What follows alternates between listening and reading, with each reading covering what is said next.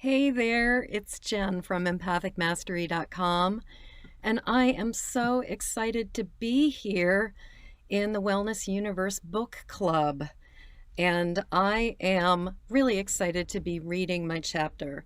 But before I get started, and while I wait for some people to show up, I am going to share this post with a couple other places. So I can see I am here. Woohoo! So how's everybody doing today? I am just, going to my news feed. Welcome, viewer. Good to see you. Who is here? Oh, goodness.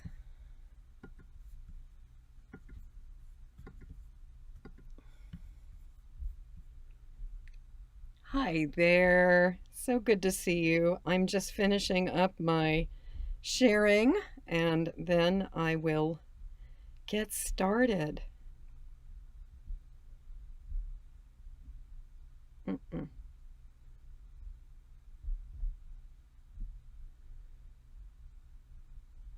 All righty.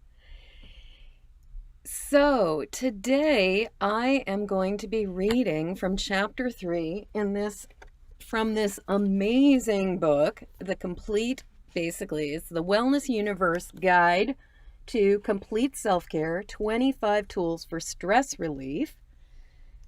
And I just realized I put my microphone down and I took the wrong earphone out, so that audio may be better.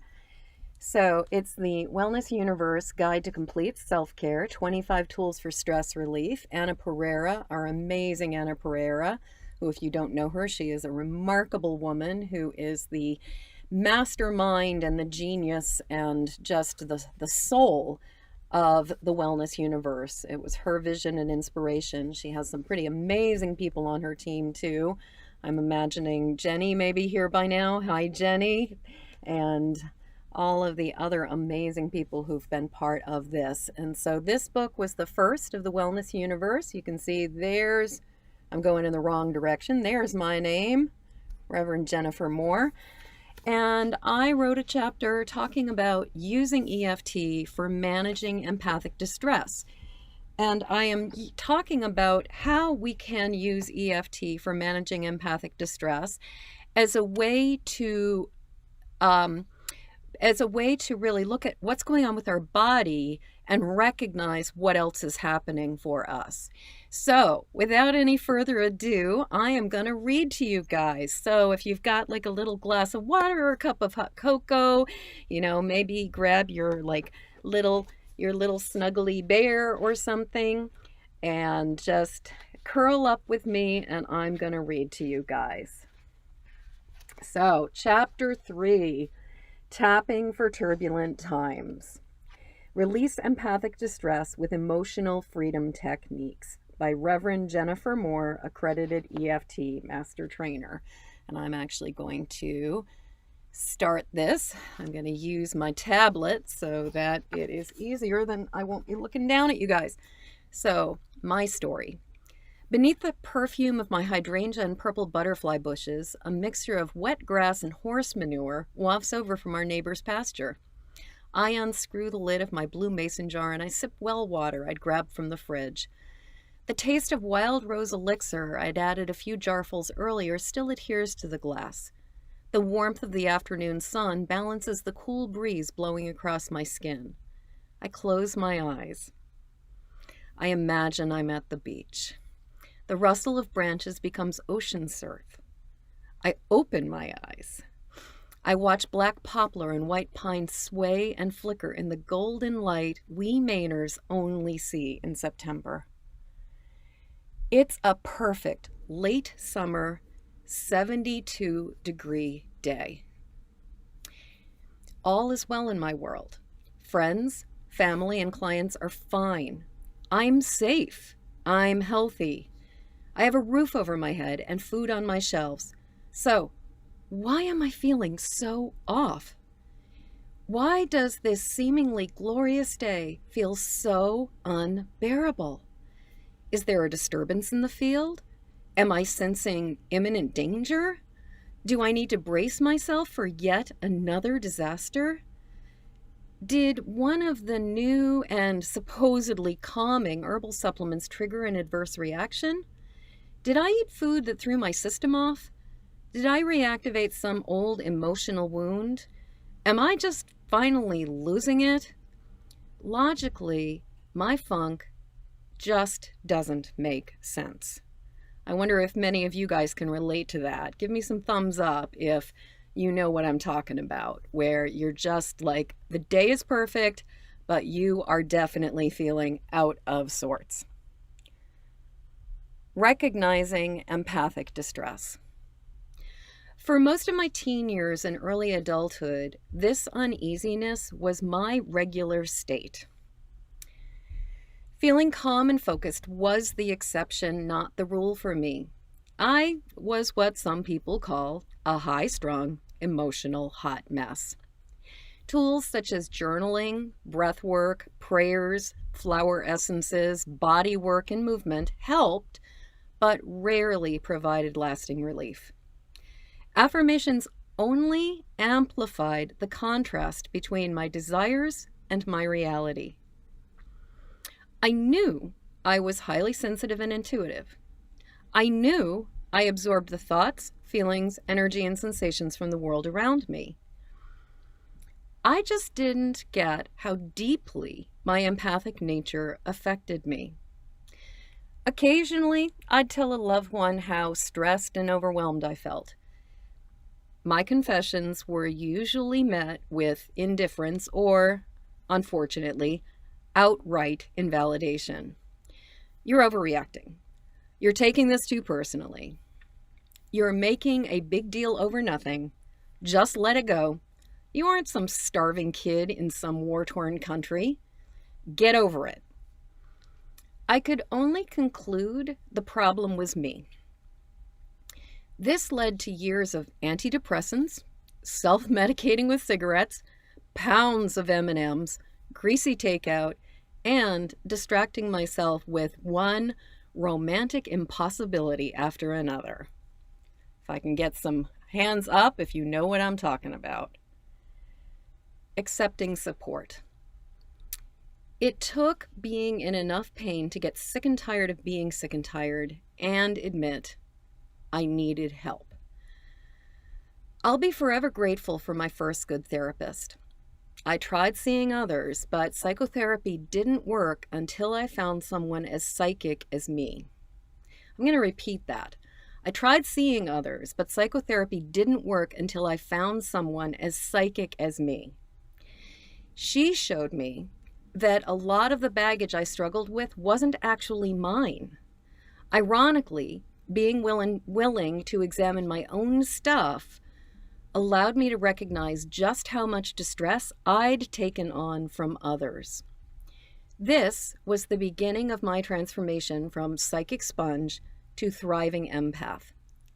First, I learned to acknowledge and express what I felt. Then I learned to distinguish my issues from external pain and suffering. Then I learned to distinguish my issues from external pain and suffering. However, being able to recognize what was mine and what wasn't. Okay. Sorry, I'm just losing my, it's amazing, even with this. However, I am so sorry, you guys. I've just completely lost it.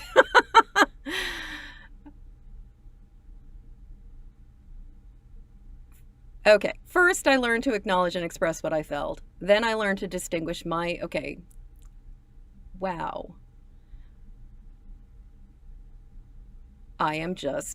I'll be forever grateful to my first good therapist. I tried seeing others, but psychotherapy didn't work until I found someone as psychic as me.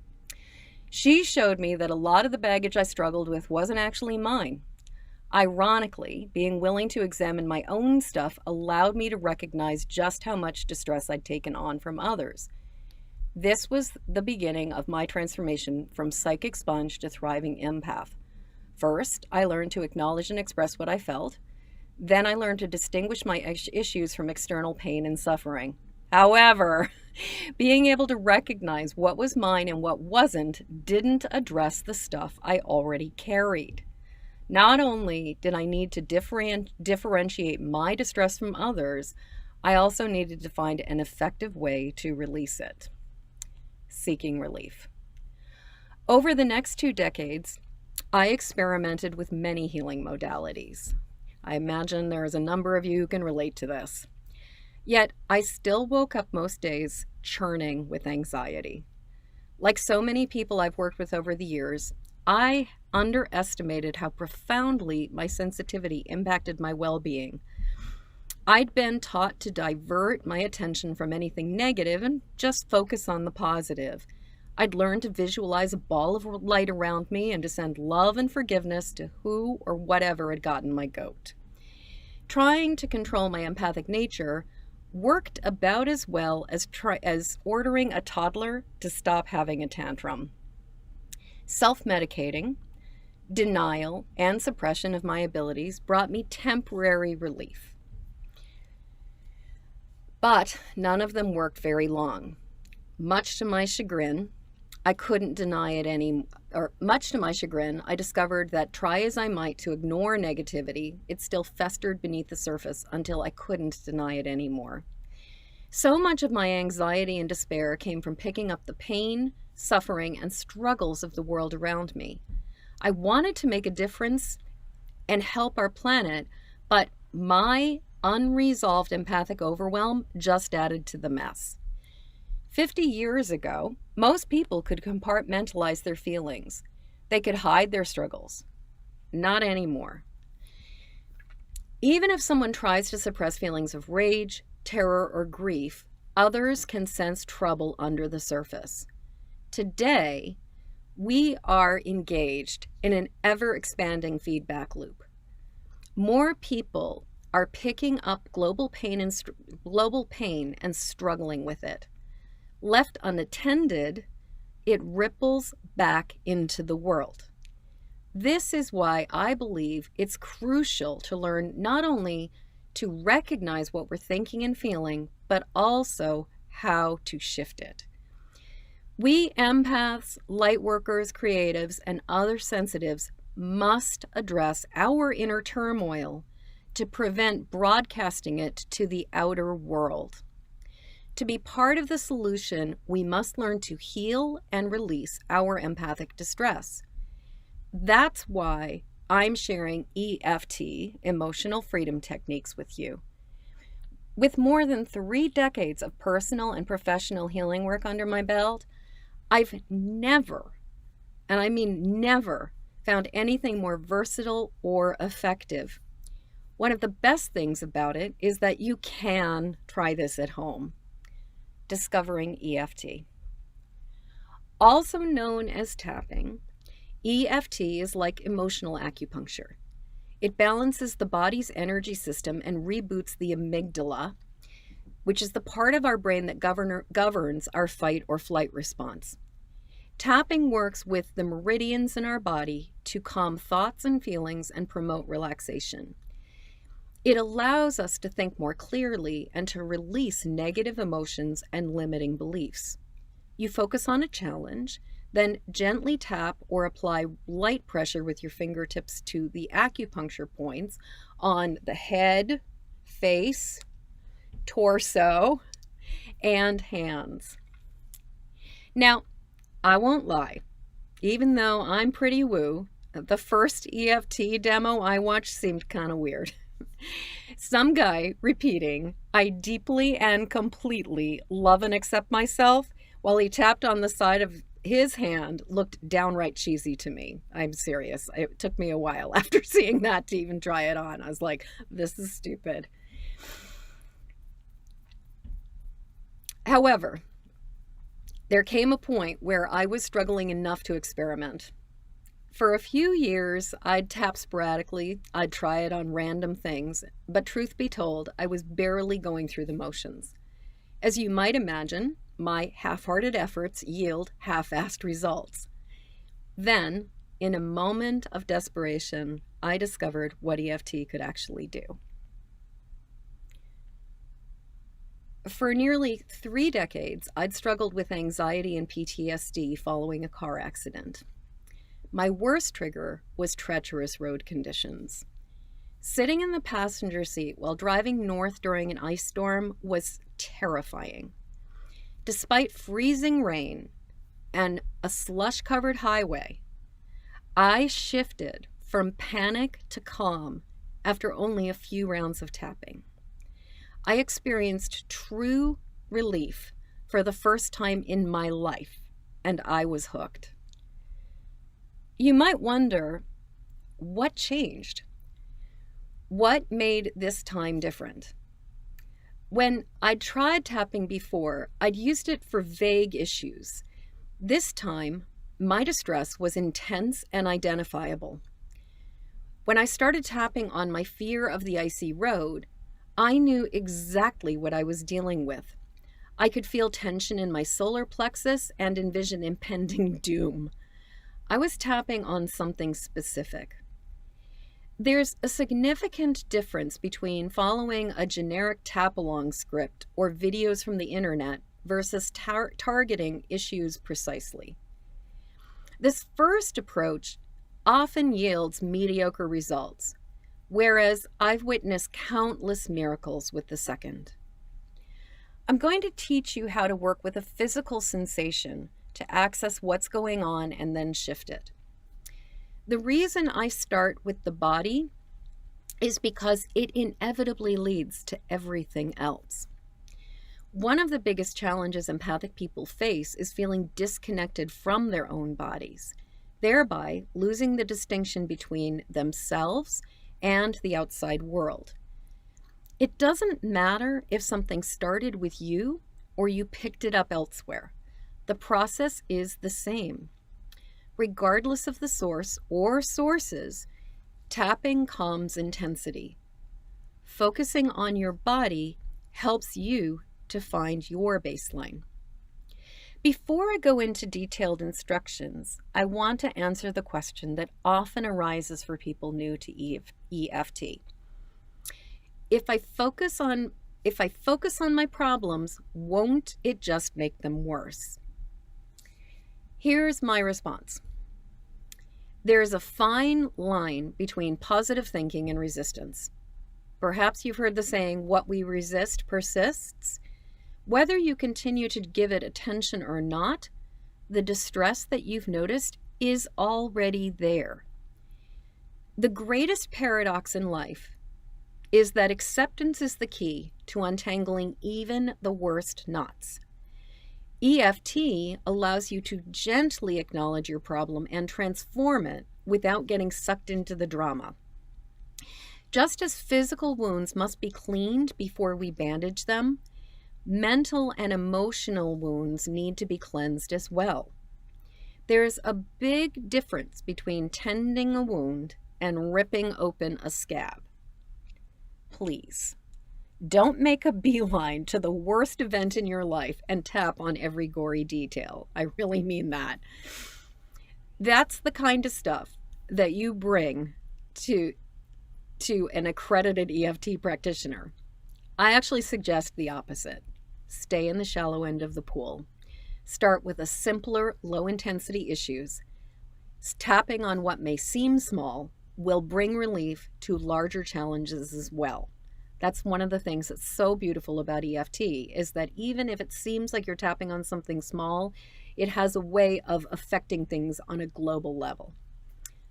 So now we're going to go into the tool, Emotional Freedom Techniques. In its simplest form, EFT breaks down into 3 repeating parts. It's called the basic recipe. 1, identify and rate. 2, acknowledge and accept. And 3, if I can get that finger up, tap and notice. This formula works whether you're dealing with physical sensations, challenging emotions, difficult past events, limiting beliefs, or any other kind of distress. Unless a clear emotion or internal message is readily apparent, I usually start with the body. It's been said, EFT is simple, humans are complicated. If you're like me, you know how to complicate everything. Empathic overwhelm starts as a tangle. Being specific is the most efficient way to alleviate stress. Tapping on everything but the kitchen sink can temporarily take down the intensity, but precise EFT is a better way to shift the root cause. My dear mentor and master trainer of trainers, Jade Barbie, distinguishes the difference between general tapping and precise EFT as broadly tapping on something a mile wide and an inch deep, or narrowly focusing on an issue that is an inch wide but a mile deep. Identify and rate. EFT starts by noticing your thoughts, feelings, and sensations. So take a deep breath. Tune into your body. Pay attention to anything that comes up. Use the following questions for further clarification. Am I experiencing something physical, mental, or emotional right now? How is this manifesting in my body? Am I experiencing any pain or unusual sensations? Exactly where in my body is it? How am I reacting or responding to this? If it had a color, what would it be? If it had an emotion, what would it be? These answers provide what you'll tap on. For example, I feel a dull ache in my right shoulder joint. I don't like it. I notice it's triggering worry and concern. I close my eyes and imagine it's a murky orange with flecks of bile green. I distill these details into my reminder. Worried, dull, orange, ache. The reminder is a word or simple phrase you'll repeat with each point to help you focus. The irony of EFT is that often it is so effective we forget where we started. The best way to track your progress is by using what's called the SUDS, known as or subjective units of distress scale. It's particularly helpful to write down your starting number and keywords that describe your issue. If 0 was no intensity at all and 10 was the most extreme possible, how would you rate it? I tune into the worried, dull, orange ache and I give it a rating of 7. With the SUDS rated, we move to the next step. Acknowledge and accept, aka the setup statement. The setup statement acknowledges an issue and invites acceptance. The setup has 2 parts. Part 1 states what simply is. Even though I feel this worried, dull, orange ache in my right shoulder. Part 2 offers the counterbalance. I'm ready for this to shift. This accomplishes 3 things. 1, it allows you to tune into an issue and express your truth. 2, it creates room for both negative and positive aspects, which helps to neutralize the resistance. 3, it gives you an opportunity to affirm and claim how you want to feel. For many new tappers, it's generally easier to define the first part than pick the second. A challenge for some folks is that the original phrase, I deeply and completely love and accept myself, doesn't resonate. If anything, these flowery words cause more dissonance. Always use a balance statement that works for you. It's more important to use words you agree with than to force some misaligned affirmations. This is called flexing your balance statement. Ask yourself, what feels comfortable? So here are some examples, and I'm so glad that you love EFT, Laura. It is so powerful. As I was saying before, it truly is the most powerful tool I have ever found, and I have played with a lot of healing tools. So here are some examples for some setups. I'm just acknowledging this. I'm open to the possibility that this can shift. And I will tell you that this one, I'm open to the possibility that this can shift, is sort of my go-to if we don't have something that is clear. And it seems to most people can buy that one. I'm willing to love myself anyway. It's okay. I'm doing the best I can. It's safe for me to let this go. Tap and notice. The first two parts defined the words for your reminder and setup. Now it's time to tap. With the tips of your 3 middle fingers, and I'm talking 1, 2, 3 here. Somebody was like, 3 middle fingers? I only thought I had 1. Anna was telling me that the other day. So with the tips of your 3 middle fingers, or the 3 fingers in the middle, you're going to tap on the outer edge of the opposite hand just below your pinky. And as you tap, you repeat your setup statement 3 times. Even though, and you're going to state your problem, I, and then you use any positive or neutral statement that you prefer. Once you've completed the setup, you'll repeat the reminder as you tap through the points. And you'll find the point list in the next section, which I'm going to actually show you guys. Now, pay attention as you tap. Tapping is most effective when you narrow down to specific sensation or exact detail. This is particularly crucial when dealing with a strong emotional charge. The beauty of this is that it's not necessary to go into your story. It's actually better to use a single word or phrase that sums up your issue in a neutral way. For example, I'd suggest dull orange sensation over agonizing pain in my shoulder. It's wisest to tap down distress before elaborating with evocative words or unpacking more detail. At the end of each round, come back to the top of your head, take a deep breath, assess any shifts that you've experienced, re-rate the intensity on a scale of 0 to 10. Now, whenever your SUDS remains a 2 or higher, repeat the tapping sequence until it's down. When in doubt, repeat the same exact words. Breathe and tap through the points again. Even if you don't know exactly what's going on for you or why, when you're mindful, tapping will clarify the issue. Now, as you tap, perhaps you'll notice details shift from the initial problem. A dull ache in your shoulder could now move to a pinching sensation in your neck. Murky orange might now be lemon yellow. This is called shifting aspects. This is when you change the words to mirror your new perceptions. However, I want to offer some clarification and caution here.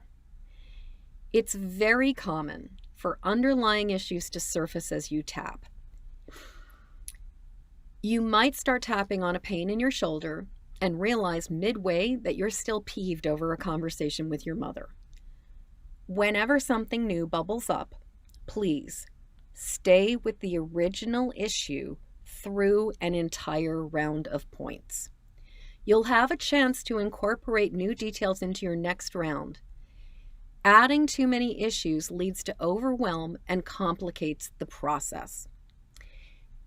Stirring up multiple aspects just muddies the water. Stick to the basic recipe. This will allow you to track changes and thoroughly address them one step at a time. Another frequently asked questions is, what should I say? Whenever possible, use your own words. Tune in to your mind, heart, and body. Your personal language is always the best to access your stuff. Notice messages that you're telling yourself. Notice congestion in your body. Notice thoughts and emotions that surface. Notice the sensations, colors, feelings, and images that arise. Distill your awareness down to a sentence or two for your next setup. Choose simple reminder words and tap through your next round. Notice whatever comes up. Lather, rinse, repeat. The tapping points. Okay, so I'm going to show you guys. So the first tapping point is the side of the hand. It's the outside edge of your hand below your pinky. Top of the head, the crown chakra, the crown of your head. Inner eyebrow, right here, basically, it's just above the bridge of your nose and at the edge of your eye socket. And unless you're like Frida Kahlo and have a unibrow, it's right where your eyebrows begin. The outer eye on your temple, just past the corner of your eye. Under eye, directly under your pupil on the ridge of your eye socket. Under nose, the philtrum, aka the groove between your nose and lip. Under lip, which is the space between your lower lip and chin. Collarbones, often the tender spot just beneath your clavicle and above your nipples. Underarm, which is on the side of your upper ribs past your breast and just below your armpit. And back to the top of the head again. You take a deep breath and rate your intensity. Choosing excellence. Obviously, I've just shared a tip of the iceberg. You can use EFT in many different ways. There are numerous books, research studies, and articles on the subject. This chapter is meant to be a starting point. The best way to achieve excellence in your tapping is to master these basics first. Read this chapter thoroughly. Go over and grab my illustrated resource guide over at the Wellness Universe at Jennifer Moore, and the link is in the comments there. Take your time, get comfortable with the points, practice tuning in to identify sensations and rating your suds. Breathe. Most of all, keep it simple and keep tapping. And that, my peeps, is my chapter 3. And I want to thank all of you for being here. You can find links to purchase a copy of this book in the text for this video, as well as the link to my profile over at the Wellness Universe and a couple other places too. So you guys, thank you so much for joining me. Thank you for taking the time out of your busy day to learn about tapping and to hear chapter 3 from this incredible book. So like I said, this is a great book. It makes a great Christmas present for anybody who's looking for resources. And I can almost promise you that even for experienced seasoned woo people, they're going to find things that they had not discovered before. So go grab a copy of this book. You can see if you go to Empathic Mastery /stress relief, it will take you to the Amazon page. And also there are links in the comments below and in my text. So I'm out of time and I am gonna go and play for the rest of my Sunday. I hope you guys are having a wonderful day. Please feel free to drop comments below and or reach out to me if you have questions. And I hope you have a wonderful, wonderful holiday. Peace.